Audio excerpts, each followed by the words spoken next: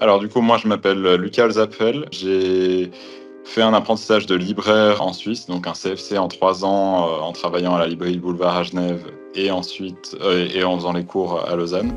Et à la suite de ce CFC, j'ai ouvert une librairie spécialisée en manga, BD et fantasy science-fiction à Sion en Valais avec une amie à moi. Du coup, c'était un projet d'ouvrir cette librairie à deux. Et on a ouvert cette librairie en août 2025. Et tu es assez content de la première année ou comment ça se passe Oui, c'est assez positif. Quand on a commencé, c'était assez mauvais, pour être honnête, enfin, sur les premiers mois.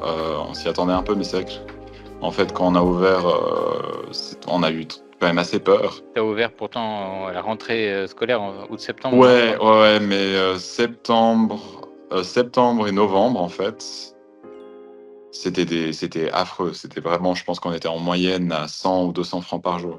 100 francs, je pense. Ah oui, c'est rien du tout. Ouais, non, c'était vraiment dramatique. Non, ouais, voilà, plus ou moins. Du coup, c'était un peu compliqué. Puis après, on a eu, ouais, ça montait quand même petit à petit. Et puis décembre, en fait, je pense qu'entre Noël, le fait qu'on a essayé le plus possible de faire de la pub pour montrer qu'on existait et le fait qu'on ait fait 2 rencontres, dont une avec Louis San, qui est un youtubeur très connu franco-japonais qui parle du Japon et qui a fait son propre manga d'ailleurs, et sa marque de vêtements. Il fait pas mal de choses. Je pense que du coup ça a pas mal permis aussi de se faire connaître un peu plus, parce que cet événement, on a eu, je pense, 70 personnes quand même qui sont venues. Et du coup, quand tu parlais des fournisseurs, je voulais comprendre un petit peu comment ça se passe pour vous approvisionner, comment est la chaîne du livre en Suisse? Est-ce qu'il y a des droits de douane? Est-ce que les prix sont fixes comme en France? Vous avez droit de retour un peu? Ouais. Je sais pas si toi tu connais bien le marché français ou en fait tu as travaillé surtout sur le marché suisse et du coup je te donnerai des infos sur le marché français. Alors, moi, je sais pas trop comment ça fonctionne en France, pour être honnête. J'ai rapidement discuté justement avec des libraires, quelques fois justement même avec vous,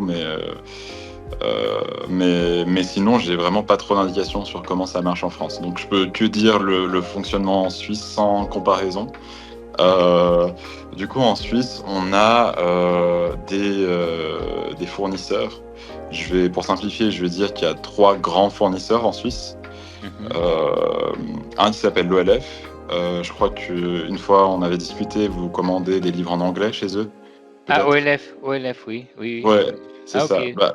L'OLF, en fait, c'est le fournisseur principal en Suisse de livres, tout confondu, globalement, enfin, de livres français et anglais.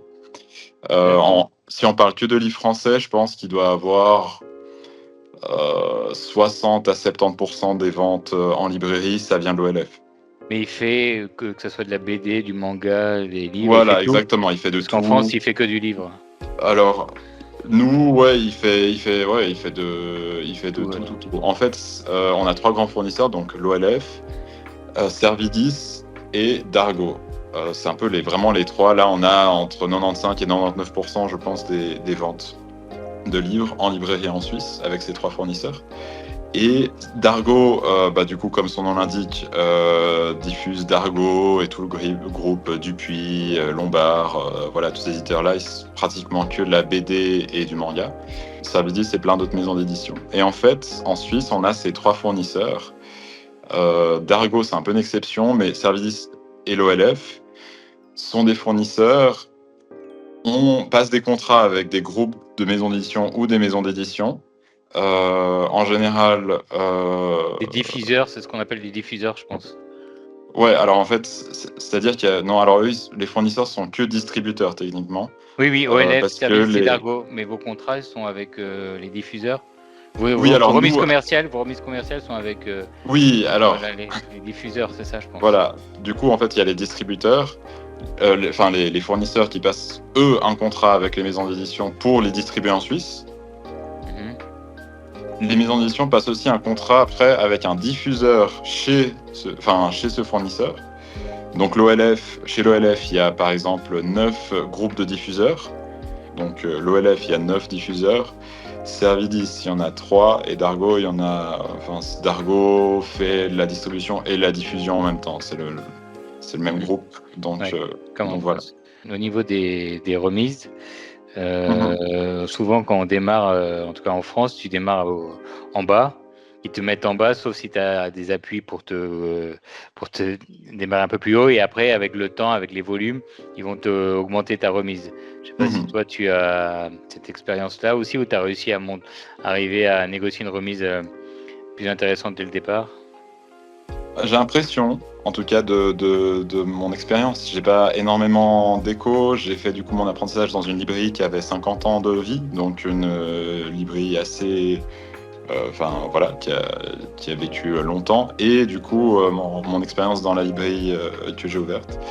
Et de mon expérience pour les remises, il y a quand même pas tant de différence entre une librairie qui débute et une librairie qui est là déjà depuis longtemps. Je sais qu'il y a des remises un peu plus élevées en général pour les librairies spécialisées sur Oui, effectivement, certains c'est diffuseurs. pareil en France.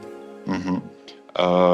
Mais c'est vrai que j'étais plutôt étonné en bien sur les remises qu'on avait en débutant. Les remises qu'on a en France dans la librairie généraliste, c'est plutôt entre 30 et 35, et Mhm. spécialisé entre 35 et 40. Je sais pas si Mhm. toi, c'est le même ordre de grandeur. En général, 35%, c'est un peu le minimum en termes de remise pour toute librairie, à ce que je sache, Ok. en Suisse. Euh, En général, c'est plutôt entre 35 et 40 pour les librairies spécialisées. Pour les diffuseurs qui ont pas mal de catalogues de la spécialisation de la librairie, on est plutôt sur du 40 en général. Et du coup, le prix du livre en Suisse, il est fixe ou il est pas fixe? Parce que Il n'est pas fixe, non, non. il est pas Et fixe. selon nous, c'est quand même un problème. Oui, par rapport à des grosses structures comme la Fnac En ou fait, Payot ou c'est tout en ça. Suisse. En Suisse, c'est un peu délicat parce qu'on a un marché du livre. Vu qu'on a ces trois. Ah oui, j'ai pas précisé, mais ces trois fournisseurs, du coup, comme je disais, ont des accords avec les groupes de maisons d'édition. Ce qui Française. fait. Française, ouais, exactement. Parce que le Exactement. gros du livre en Suisse vient de France de toute façon. Ouais, on a plus ou moins 90% des ventes, c'est des livres qui viennent de France. Donc, on est vraiment en Suisse romande, je parle bien. Parce on a Oui, un oui, système oui, c'est ça. complètement différent que la Suisse allemande en termes Oui, de. c'est sûr. Et du coup, en fait, le souci, c'est que nous, les librairies, on n'a pas le droit d'acheter directement en France. Un éditeur français, si je viens vers Hachette et que j'ai envie de passer une commande, il nous refuse la commande.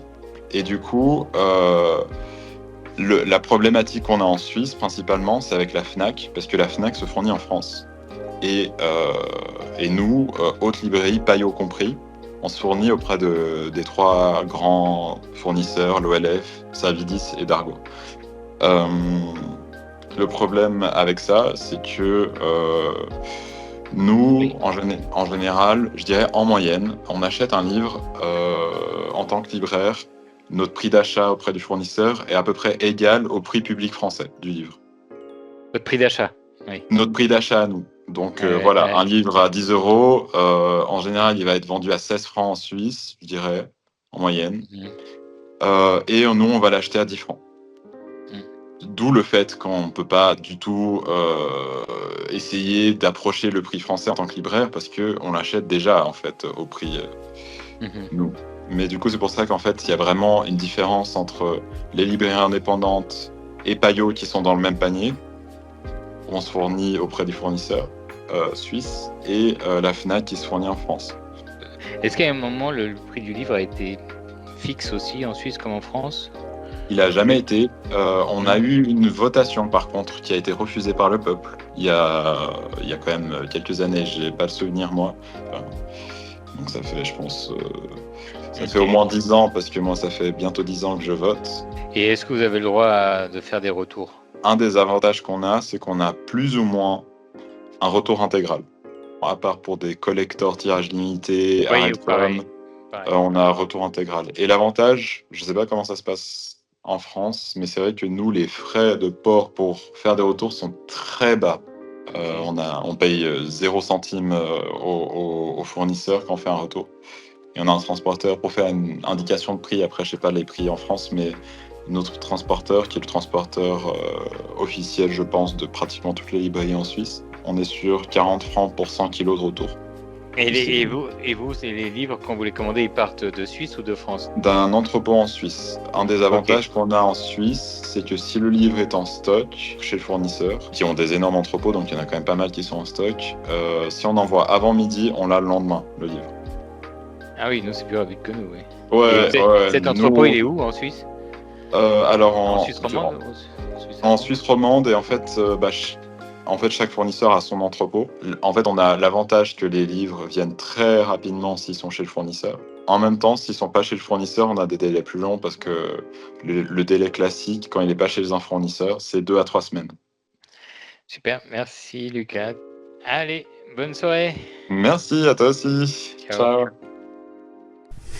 Alors, bonjour Enora, on est ravis de t'accueillir ici à Saint-Julien en Genevois et chez Bulle de Pion.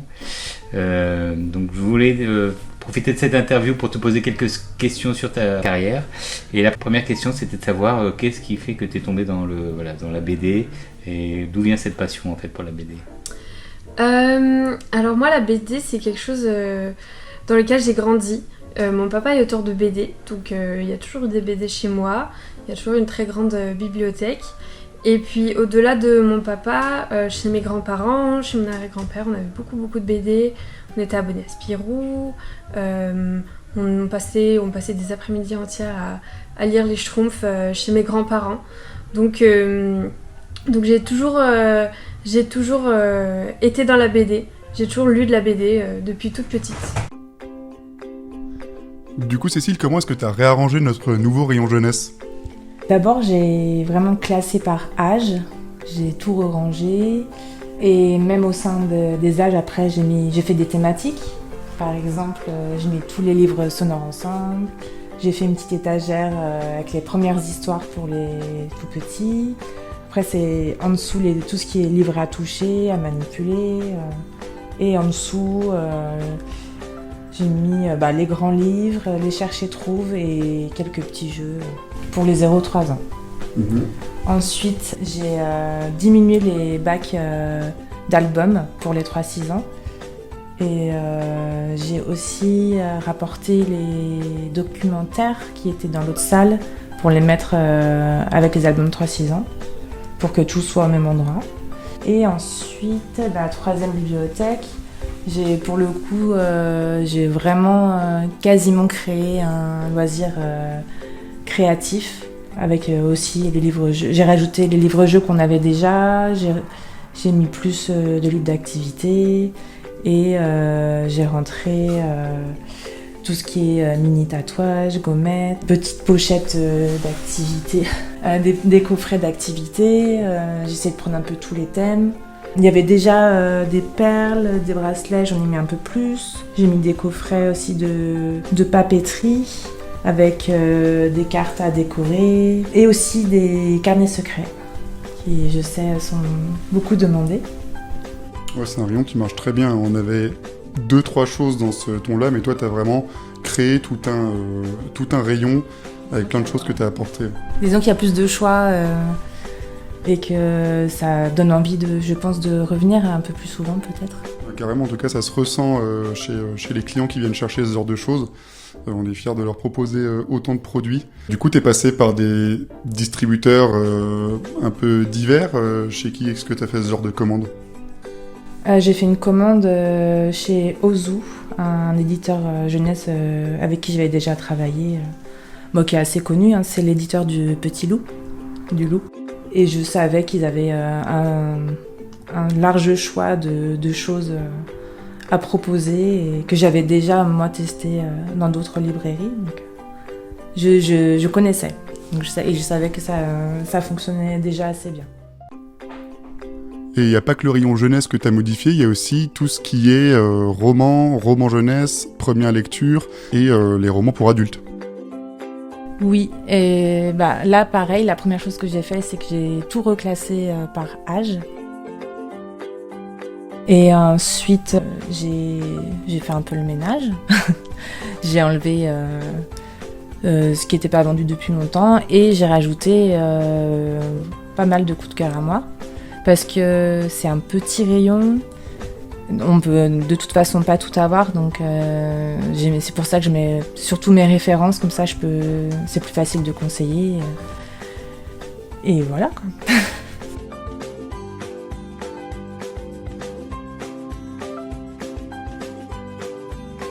Et du coup, tu as fait une école de dessin, comme la plupart des auteurs BD?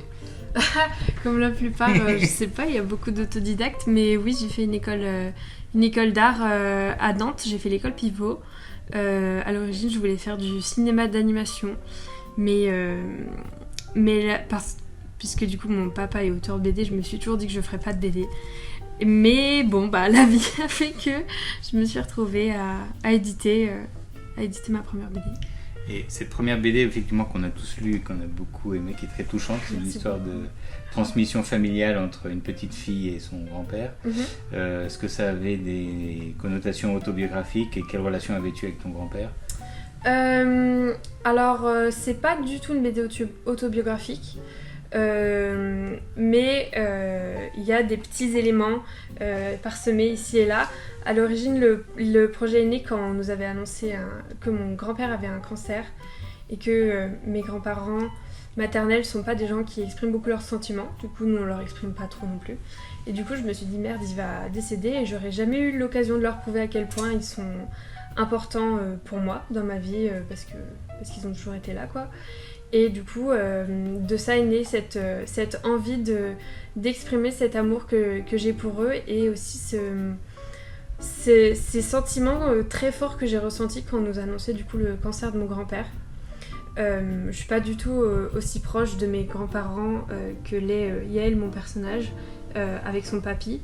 Mais quand même, ça a toujours été une figure familiale qui a toujours été là. Que ce soit mes grands-parents maternels ou mon papy du côté de mon papa. Et du coup, c'est des gens que j'aime de tout mon cœur et je voulais leur partager ça. Et aussi, c'est du coup ce que je disais, ces sentiments très forts et un peu de gros nœuds dans l'estomac et de la tête qui tourne quand on nous apprend une mauvaise nouvelle comme celle-là. Effectivement, c'est jusqu'au bout, c'est une histoire très touchante. Et ce qui m'a impressionné aussi, c'est que pour une jeune autrice, tu as tout fait. Tu es une autrice complète, effectivement, tu as fait le scénario, tu as fait le dessin, colorisation. Quelle est la partie que tu préfères quand tu fais une BD? Alors, moi j'aime beaucoup la partie écriture au début. Quand je passe des insomnies entières à réfléchir à des scènes et ensuite à me lever alors qu'il est 2h du matin et aller prendre des notes de manière très frénétique dans mon petit carnet pour ne rien oublier. J'ai toujours aimé écrire et raconter mes histoires, du coup ce moment où je mets tout ça à plat sur papier, j'écris pas sur papier mais quand j'écris sur mon ordi quand j'écris mon scénario, tout ça c'est une étape que j'aime beaucoup parce que c'est la première fois que je peux visualiser mon histoire. Toutes mes idées sont mises à la suite et je vois enfin la forme que ça va prendre. Et ensuite, j'aime beaucoup la partie ancrage clean parce que c'est très facile. Tout ce qui est storyboard et couleurs, c'est des moments où je me prends beaucoup plus la tête parce que c'est des gros choix. La partie dessin, c'est beaucoup plus facile pour moi parce que ça me vient très naturellement et c'est très mécanique.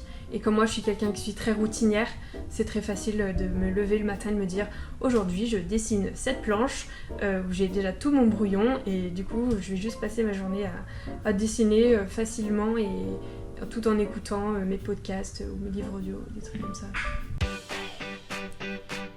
Le 30 mai dernier s'est tenue la 2e édition de la fête du jeu de Viry, organisée par la mairie de Viry et l'association Les Meeples du VUH. On a eu le plaisir d'y tenir un espace de vente, en plus d'animer quelques tables. On a été occupé toute la journée, tant au niveau de la vente qu'au niveau de l'animation d'ailleurs.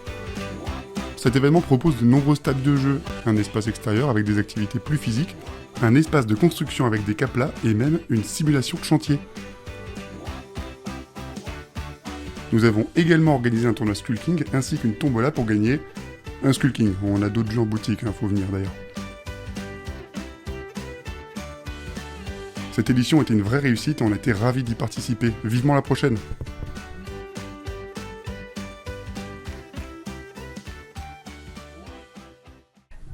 Du coup, pour ta première BD, tu as réussi à être publié chez Glénat, qui est une belle maison d'édition BD. Est-ce que ça a été compliqué de trouver un éditeur? Ça a été un mélange de difficile et en même temps de pas si difficile. Donc j'ai monté mon dossier sur plusieurs mois. Et assez vite, une fois qu'il a été fini, je l'ai envoyé à différentes maisons d'édition, les plus grandes, certaines plus petites.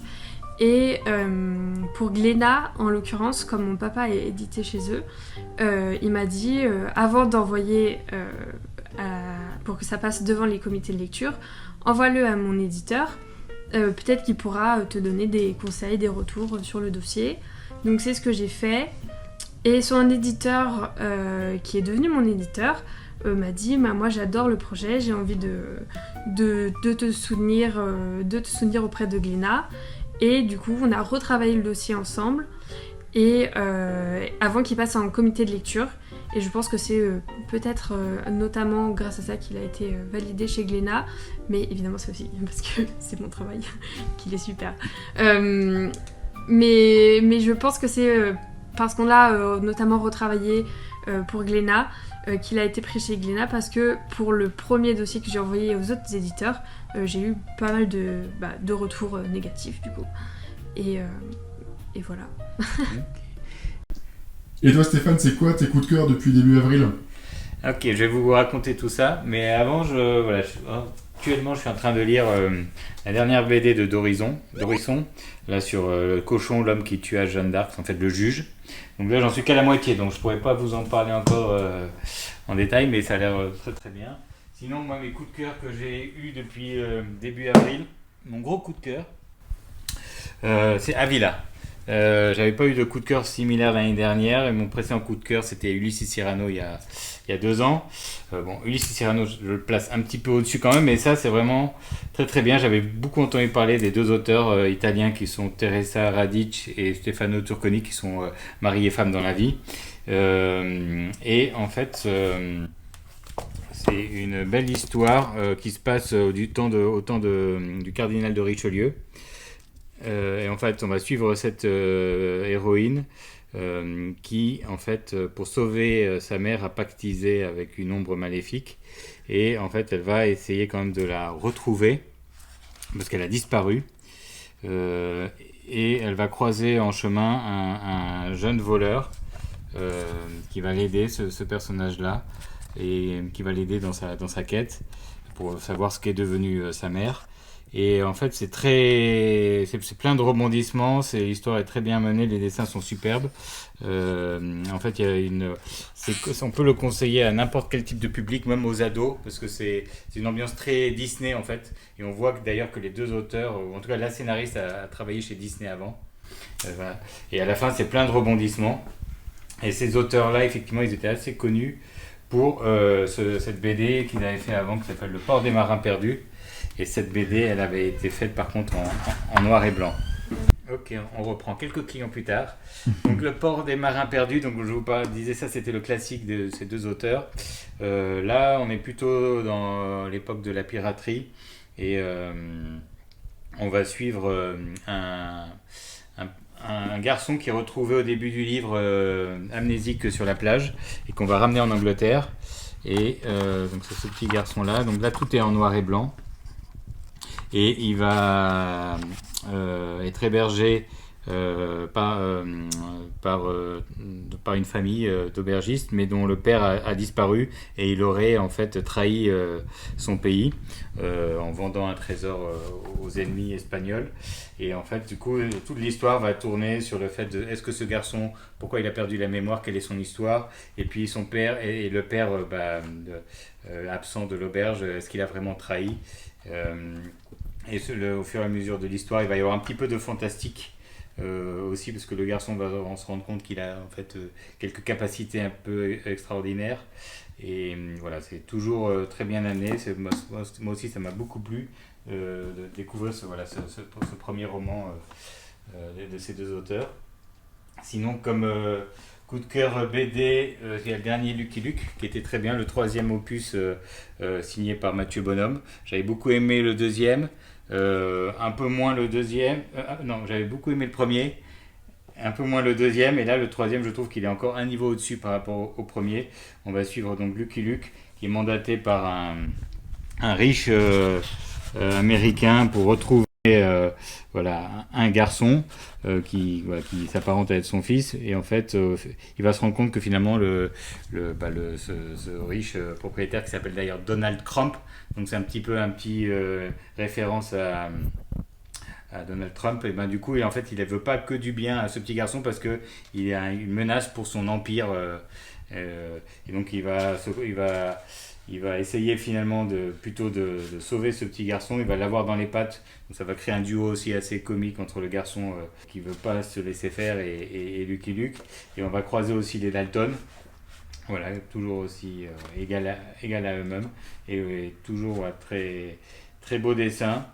Très belle histoire, vraiment très, très belle, très intéressante. Donc là on voit avec les Dalton. Donc à recommander. Si vous avez aimé les autres albums de Mathieu Bonhomme. Après, le dernier coup de cœur que moi j'ai eu, c'est côté jeunesse, c'est cette BD Taxi Ghost. C'est l'histoire d'une petite fille qui, à l'âge de l'adolescence, va découvrir qu'elle a le pouvoir de voir les fantômes qui l'entourent. Et en fait, elle va se rendre compte que sa mère et sa grand-mère avaient le même pouvoir, mais jamais elle lui en avait parlé. Sa mère, c'est parce qu'elle rejetait totalement cette histoire de fantômes, et elle faisait tout pour justement pas avoir à les croiser. Et en fait, elle va avoir une démarche différente. Elle va vouloir essayer elle va écouter ce que les fantômes ont à leur dire, et des fantômes en fait veulent qu'elle les aide à sauver le quartier dans lequel ils habitent, parce qu'il y a aussi un promoteur immobilier qui menace de détruire des vieilles maisons. Et il y a une dernière maison qui est sa cible, et donc elle va tout faire pour effectivement, avec l'aide des fantômes et de celui-là qui était un ancien hacker pour fantôme, pour mettre à mal le projet de ce goinfre. Donc c'est très bien, c'est très émouvant, les dessins sont superbes, et j'ai découvert cette autrice que je ne connaissais pas. Du coup ça c'est un peu tous les nouveautés. Là c'est Freddy qui pourra peut-être vous parler de cette BD qui est une adaptation du Cid au temps des samouraïs, qui lui a beaucoup plu. Au niveau des jeux de société, quelques coups de cœur que l'on a dans l'équipe. Il manque Carnival of Sins, qui était un des gros coups de cœur de l'équipe et qu'on n'a plus. D'ailleurs ici on voit dans les meilleures ventes depuis Cannes, on a Carnival of Sins et God 5 vraiment qui sont loin devant. Et après, d'autres bonnes ventes du mois de mars. Le samedi 9 mai, on arrive à BDFil à Lausanne. On va essayer de rencontrer Arthur Depin, l'auteur de Nightclub, Zombielenium, Péché mignon, La marche du crabe. Donc, on a le festival de Lausanne, un peu particulier. Là, on voit qu'il y a la boutique. Et en fait, c'est plein de petites tables, vous allez voir, où les auteurs décident de s'asseoir. Il n'y a pas du tout la même ambiance que dans un festival de BD classique. C'est beaucoup plus chill, beaucoup plus tranquille. Bon, pour l'instant, en tout cas, il n'y a pas de cohue, d'affluence. On va voir comment ça se passe quand Arthur Depin va arriver. On a quelques auteurs intéressants, comme Frédéric Peters, encore en dédicace, qui fait des heures sup. Et on aura tout à l'heure Causé à 18h.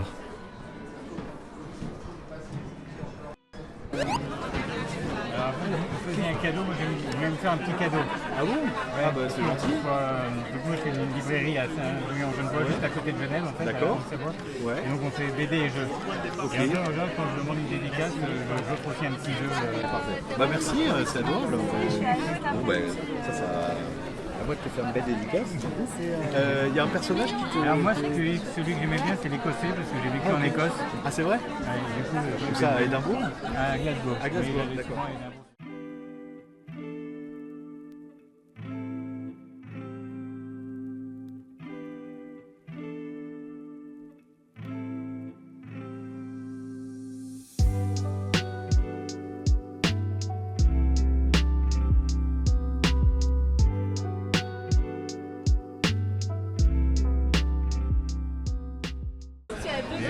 Avec vous, il faut passer par la maison d'édition ou alors on peut passer avec vous en direct? Alors oui, généralement c'est avec la maison d'édition parce que ça dépend aussi souvent.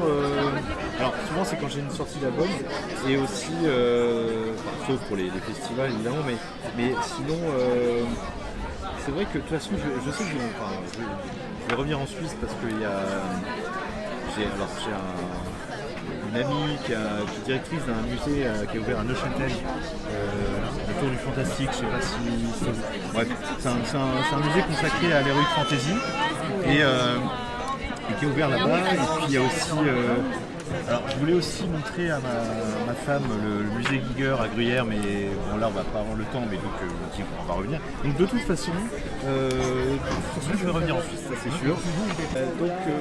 Du coup c'est par Stéphane, d'accord. On s'entend que c'est des dédicaces pour des clients. Ouais. Je veux dire, mais pour Bulle de Pion et après si un client le veut, mais là c'est Ouais, pour moi. d'accord.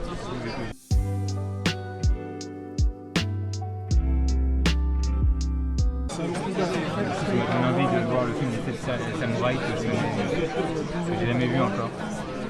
Ni les 7 mercenaires d'ailleurs. Je pense qu'il faut mieux commencer par le... Samouraï. De toute façon, les 7 mercenaires est inspiré des 7 samouraïs. Donc voilà, moi je me rappelle, j'avais vu d'abord les 7 samouraïs. Mais même si l'histoire est similaire, c'est bien de voir les deux. Parce que justement, les Américains ont quand même fait ça un peu à leur sauce et moi j'aime bien les deux. Et puis les 7 mercenaires, il y a quand même Will Brynner, Steve McQueen, il y a quand même énormément d'acteurs qui ont beaucoup de charisme, donc ça vaut le coup. Quoi.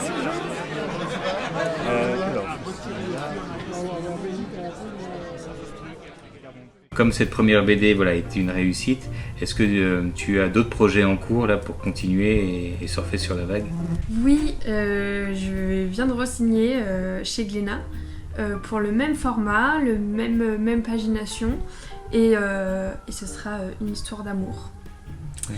Mais ça, pour l'instant, c'est un peu encore un secret et parce que je ne l'ai pas encore trop annoncé, mais ça va. Bientôt, je vais le crier à tout le monde et on se retrouve du coup dans 2 ans. Ouais, c'est ce que j'allais te demander maintenant. C'est prévu pour dans 2 ans? Ouais, okay. Ouais. Est-ce que tu as sinon d'autres passions si on sort du monde de la BD et du dessin que tu pratiques au quotidien que tu voudrais faire partager? Ouais, moi je suis une grande joueuse de jeux vidéo. Je joue depuis que je suis petite. C'est un des trucs que mon père m'a transmis au même titre que la BD, le jeu vidéo. Donc je joue pas à beaucoup de choses parce que je suis un peu monomaniaque et que j'ai tendance à jouer à un jeu que je ponce, que je recommence. Mais voilà, notamment des jeux comme World of Warcraft, sinon Baldur's Gate 3, la licence Dragon Age, Mass Effect. Ça parlera aux joueurs vidéo. Moi ça me parle plus, vidéo. Mais ça parlera aux gros joueurs. Et sinon, je suis très très fan de JDR. Okay.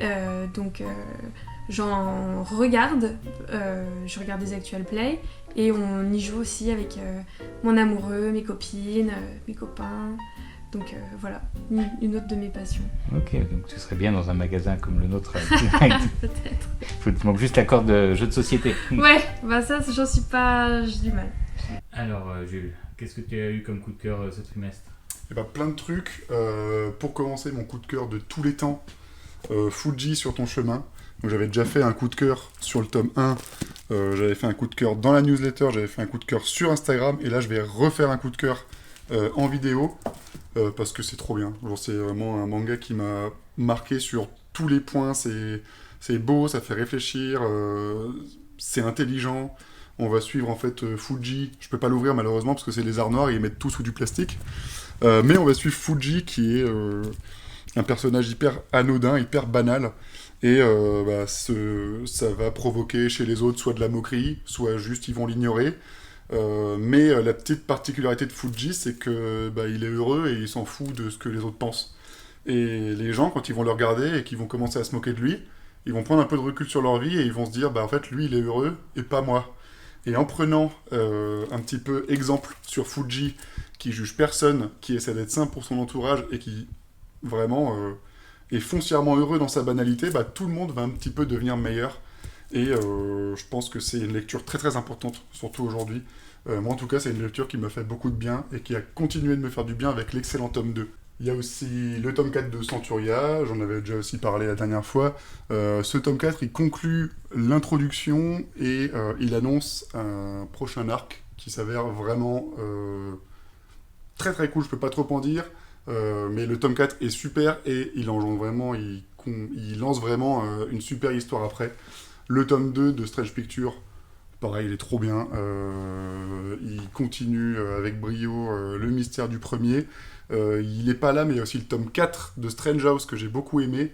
Et pour le coup, j'attendais des choses de ce tome 4 parce que je sais que dans le tome 2 et 3, ça commençait à faire des hypothèses, mais on n'avait jamais de confirmation de quoi que ce soit. Là, le tome 4, il rentre un peu plus dans le vif du sujet et ça m'a rassuré et ça m'a encore plus hypé pour la suite. La sortie shonen de ce mois-ci, c'est Galaxias. C'est un tout nouveau manga qui parle d'envie d'aventure, qui a un plot plutôt simple à la base. En fait, on suit cette fille qui vit sur une île et elle n'a pas le droit de partir de cette île. Son père, c'est le chef de l'île, c'est le chef du village. Il lui dit tu feras ta vie ici, tu élèveras des enfants ici, tu mourras ici. Et un jour, elle va à la pêche et elle va pêcher lui, qui est un gars qui a perdu la mémoire et qui juste traverse le monde en prenant des notes pour essayer de comprendre d'où il vient, comprendre ce qu'il fait. Il s'avère que c'est un draconien. En fait, les draconiens dans cet univers, c'est des gens qui ont une queue de dragon et qui ont un puissant pouvoir par rapport à cette queue de dragon. Et il y a des événements qui vont faire qu'elle va pouvoir quitter cette île. Et ça tombe bien parce qu'elle a une soif d'aventure qui est quasi égale à celle du personnage, de l'autre personnage. Et on va les suivre. Je vais essayer de pas trop spoiler. Mais typiquement, là, on voit le père de l'héroïne qui est aussi un draconien et qui retient l'héroïne d'ailleurs de quitter le village alors qu'elle a juste une envie, c'est de se barrer. Et là, c'est la première rencontre justement avec le deuxième protagoniste de l'histoire qui pige rien à ce qui se passe parce qu'il est amnésique, mais qui essaie de s'en sortir et de comprendre ce qui se passe. Et là, on va faire un tour beaucoup plus rapide des nouveautés qu'on a mis en avant. Déjà, le tome 2 de Zashizu. Ça va être un thriller en 3 tomes. J'ose pas l'ouvrir parce que j'ai peur de tomber sur un truc qui spoil. Mais en gros, l'histoire, c'est une jeune femme qui travaille dans le monde de l'édition. Et son boulot, là, pour l'instant, c'est de lire des bouquins qu'on lui envoie dans le cadre d'un concours. Elle en lit un qui est un petit peu bizarre, qui est écrit à la main, qui est pas très bon, et en plus qui parle de choses plutôt trash, qui parle de meurtres assez précis, assez précis dans la description. Et il s'avère que les meurtres qu'elle a lus dans son bouquin, ils se passent dans la vraie vie. Et qu'en plus, les meurtres qui se passent dans la vraie vie, ils ont un lien avec son copain, qui est un prof, mais qui connaît les gens qui se font assassiner, et qui a peut-être des éléments de réponse par rapport à qui a écrit le bouquin, et pourquoi est-ce que la personne fait ça. Donc le deuxième tome est sorti, le troisième tome il va sortir courant de l'année. Ça fait un petit thriller en 3 tomes vraiment cool, vraiment intelligent. Il y a aussi Hot Taxi, le tome 2 qui est sorti. Le tome 1 était très chouette, il plaçait les bases de cette espèce de polar à la Black Sad avec une fille qui a disparu. Et apparemment il y aurait un lien avec cette disparition avec ce gars-là qui est un morse qui conduit un taxi, qui est parfaitement antipathique. Et on ne sait pas trop, est-ce qu'il a un vrai lien, est-ce qu'il n'est pas concerné, est-ce que c'est une erreur. Il y a une grande galerie de personnages dans une ambiance polar noire vraiment efficace. Et voilà, je pense que le tome 2 va développer ça. Il y a un animé qui est sorti, et je ne sais plus en combien de tomes, ça va être en 5 tomes finis. Donc pareil, du petit polar sympa à se mettre sous la dent. Il y a le tome 2 de Graal, dont j'ai parlé dans la première vidéo, qui est sorti. Voilà, j'avais dit que fallait voir si la suite sortait en fonction des ventes du premier. Pour l'instant, ça paraît pas mal. Rai Rai Rai aussi. qui est une sorte de fusion entre Kaiju Number 8, Ranma. Voilà, c'est un gros délire avec une fille qui va fusionner avec un démon et qui va devoir se débrouiller, mais il y a beaucoup d'humour dedans. Et dans les mangas un petit peu plus doux, on a Promenons-nous dans l'espace, que je trouve trop mignon aussi, où c'est une histoire d'amitié entre lui et lui. Lui, c'est un gars qui a abandonné l'école et il n'en a plus rien à faire. Il se trouve raté, et il y a un nouveau qui débarque dans la classe, ce personnage-là. Et en fait, on voit qu'il est clairement neuroatypique. Il a ses propres règles, il a son carnet où il note tout. Voilà, il y a presque un côté autistique dans ce qu'il fait. Mais il s'avère qu'il comble toutes les lacunes de ce gars-là. Et lui, il va essayer de le protéger parce que il est différent. Du coup, il va se faire un petit peu embêter. Et ils vont tous les deux faire en sorte de progresser dans la vie, en fait, de s'apprendre des choses mutuellement. Et pourquoi ça s'appelle Promenons-nous dans l'espace? Parce que le héros neuroatypique, il décrit un petit peu son cerveau, sa pensée comme une balade dans l'espace, mais dans un espace qui lui est propre. Et ce personnage-là, du coup, lui propose de se promener avec lui. Est-ce que, pour finir, est-ce qu'il y a une anecdote là, qui t'est arrivée pendant que tu réalisais ta BD ou que tu es en festival ou en dédicace que tu voudrais partager? Ouais, petite anecdote. À l'origine, quand j'ai écrit la BD, donc il y a un passage où Yael se blesse la main. Elle se coupe sur un morceau de verre, et elle se coupe fort. Ça saigne et elle a une grosse blessure et tout. Et son papy la soigne et c'est un moment d'échange entre eux. À savoir que moi je m'étais jamais blessée particulièrement, des bobos, mais voilà quoi. Et quelques mois avant la fin de ma production de ma BD, je me suis ouvert la main avec un couteau, un bête accident de cuisine. Et pour un tout petit bobo, beaucoup plus petit que ce que Yael se fait, je me suis fait opérer, j'ai eu droit à 5 points de suture. Ouais. Donc je pense que si j'avais écrit cette scène après m'être fait opérer, Yael serait sûrement partie aux urgences avec son grand-père plutôt qu'il lui mette un pansement dans la cuisine. Effectivement, on se rend pas compte. Non, en effet, quand vous blessez la main, allez vite, allez aux urgences parce que on touche vite un nerf ou un tendon. Merci Enora en tout cas avec plaisir, passé cette journée avec nous. De m'avoir invité et merci pour l'accueil très chaleureux. Et bon retour à Nantes. Merci.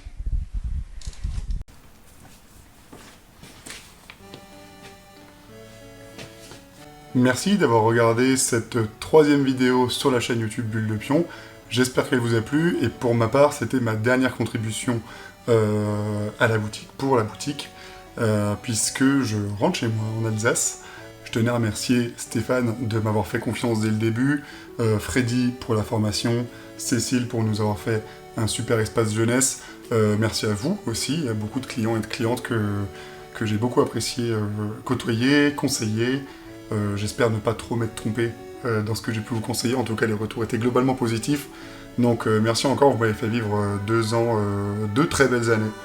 Donc merci à vous et continuez de venir chez Bulle de Pion. C'est une super librairie, c'est un super magasin de jeux, c'est une super boutique, il y en a besoin de ces boutiques-là. Le monde du livre, il est quand même pas mal en crise en ce moment. C'est le moment de supporter les librairies indépendantes autour de chez vous. Et Bulle de Pion, c'est vraiment un très beau projet. Donc voilà, c'est le moment de supporter ce genre de projet. Merci à vous encore une fois, et au revoir.